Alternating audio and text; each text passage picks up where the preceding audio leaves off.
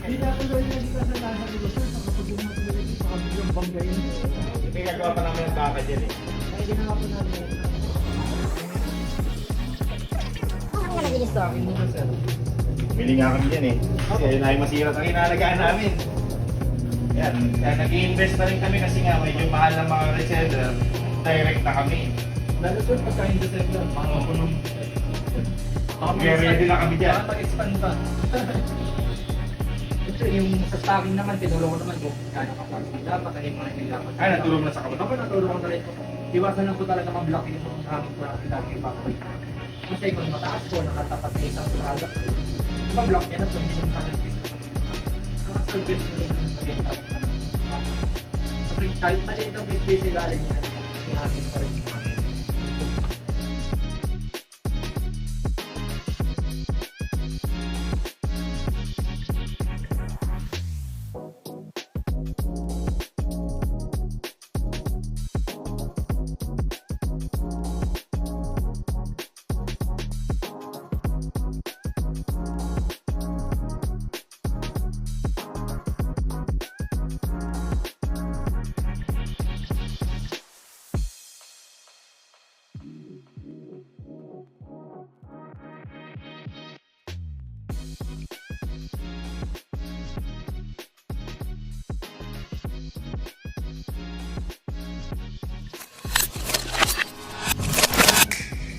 Kasi ito, mabarak. Gaya kasi ako sa hotel. Awa.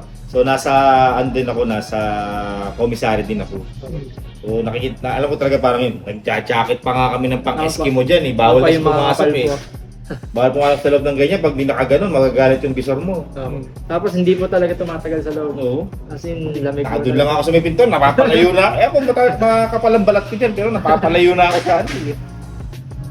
So, first question, what are the reason bakit po kayo nagpagawa ng walk-in freezer and bakit Cold Storage Manila yung napili niyo po na supplier?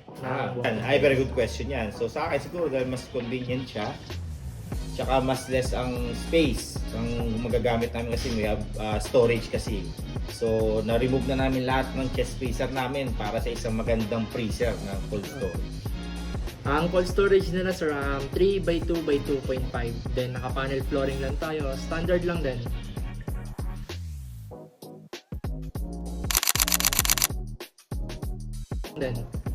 Then for next question natin, any feedback po regarding sa process natin sa installation, transactions, especially mga survey natin sir?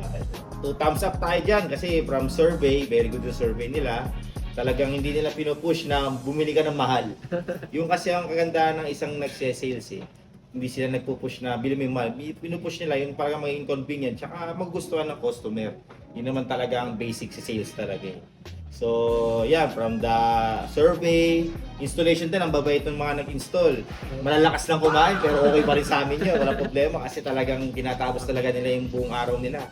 Then, sa last day, inspection tsaka sa pagbabayad, may installment eh. We do the 50%. Then the installment is good for 1 year. So kami naman eh, okay na okay, very convenient naman yung naging transaction sa lahat. For last question, would you recommend Cold Storage Manila to other business owners and why sir?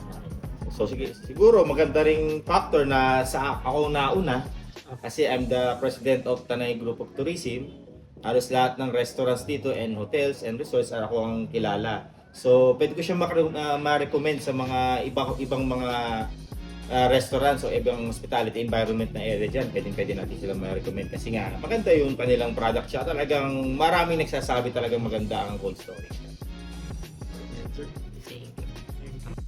Actually, pag nag-post na ako niyan, di ba ako nagpo-post kasi ayoko yung post ng ano eh, ng hindi pa tapos eh. Pag may post ako yan, tatanong sila dyan, kontakin nyo sila eh, kayo na mag-usap, pupunta naman sila dyan.